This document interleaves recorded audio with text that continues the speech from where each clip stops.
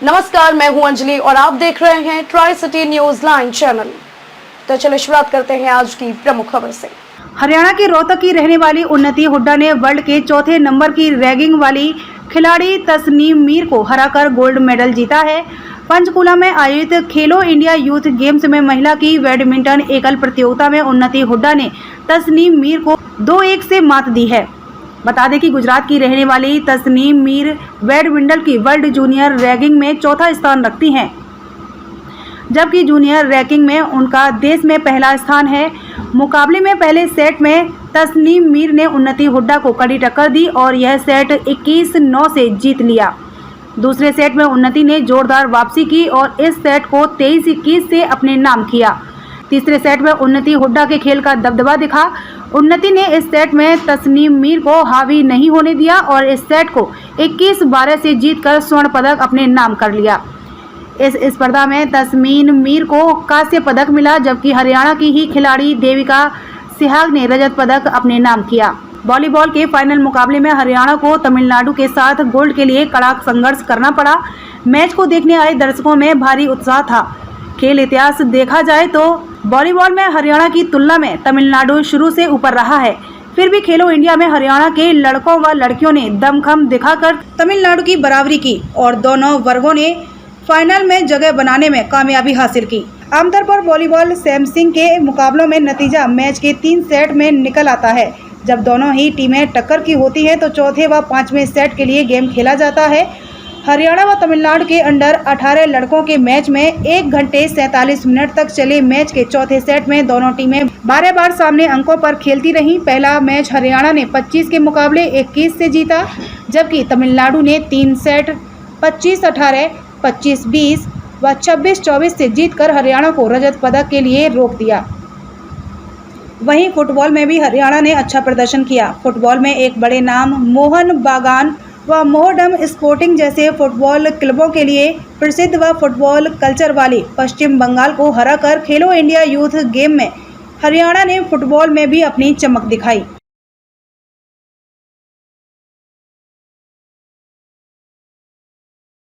क्योंकि उनका मानना है परंपरागत खेलों को जितना बढ़ावा देंगे उतना ही दुनिया भर में भारत का नाम भी बढ़ता है, इस खेल को बढ़ावा भी मिलता है। आज कबड्डी बहुत लोकप्रिय हुआ, कल को मलकम की बात करें, थांटा की बात करें, ये सब खेलों में बहुत एक आकर्षण भी है और यहाँ पर प्रतिभाओं की भी हमारे देश में कोई कमी नहीं है। और मुझे पूर्ण विश्वास है अगले 10 साल के अंदर इन खेलों को मैं बहुत आगे हुए देखता हूँ। ये खेल केवल भारत के ट्रेडिशनल खेल नहीं, ये ओलंपिक्स में भी अपना स्थान बनाने के लिए होंगे। बहुत सारे बच्चे ऐसे हैं जो आर्थिक रूप से बहुत कमजोर है, उनके लिए तो विशेष प्रयास किया जाएगा जो यहाँ पे विनिंग टीम्स में। देखिए, हम पूरे देश भर के जो खिलाड़ी आते हैं उनके रहने का, खाने पीने का सारा इंतजाम यहाँ पर किया जाता है। जब वो वापस अपने राज्य में है तो राज्य का ही दायित्व है खेलों को आगे बढ़ाना, लेकिन उसके बावजूद भी हमारे 29 नेशनल सेंटर ऑफ एक्सीलेंस हैं, बहुत सारे साई के ट्रेनिंग सेंटर्स हैं। इसके अलावा 1000 खेलो इंडिया सेंटर्स हम देश भर में खोल रहे हैं, जिनमें से 478 का निर्णय लिया जा चुका है, वो शुरू कर दिए गए हैं। बहुत सारी खेलो इंडिया एकेडमीज हैं जहां पर हम लोग खिलाड़ियों का सारे साल का खर्चा भी वहन करते हैं। टॉप स्कीम है जहां पर खिलाड़ियों के भोजन का, डाइट का, इसके अलावा उनकी प्रैक्टिस का, ट्रेनिंग का, बोर्डिंग लॉजिंग का, ट्रैवलिंग का, इवेंट में पार्टिसिपेशन का सारा खर्चा भारत सरकार वहन करती है और इसके अलावा उनको 6 लाख रुपया प्रति साल जेब खर्च भी टॉप स्केल एथलीट्स को देती है। ये आप कुल मिलाकर देखेंगे पिछले कुछ वर्षों में खिलाड़ियों के लिए जो सुविधाएं की हैं ये पिछले 70 सालों में नहीं हुआ था। ये बदलाव हुआ तो खिलाड़ियों के प्रदर्शन में भी बदलाव आया, उनकी अचीवमेंट ज़्यादा हुई है और मुझे पूर्ण विश्वास है हम लगातार कंपटीशन भी बढ़ाएंगे और नीचे खेलों की सुविधाओं को भी और बढ़ाएंगे। सर, खेल नीति की जब भी बात आती है तो हरियाणा का हमेशा जिक्र होता है देश में। मुख्यमंत्री जी ने जिस तरीके से कहा कि देश की अगर पहले को आगे बढ़ाना है, जिम्मेदारी हरियाणा की बढ़ जाती है।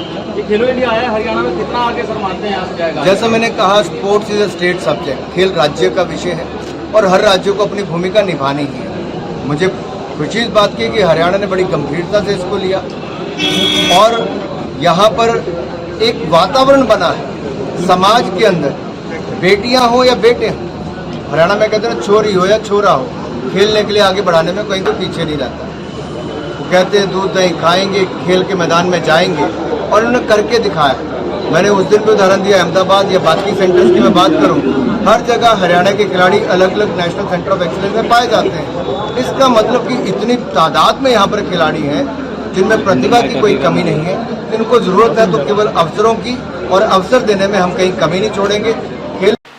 खबरों में अब तक के लिए बस इतना ही। मिलते हैं फिर ऐसी ही बड़ी खबर के साथ। तब तक के लिए नमस्कार और देखते रहिए ट्राई सिटी न्यूज 9 चैनल।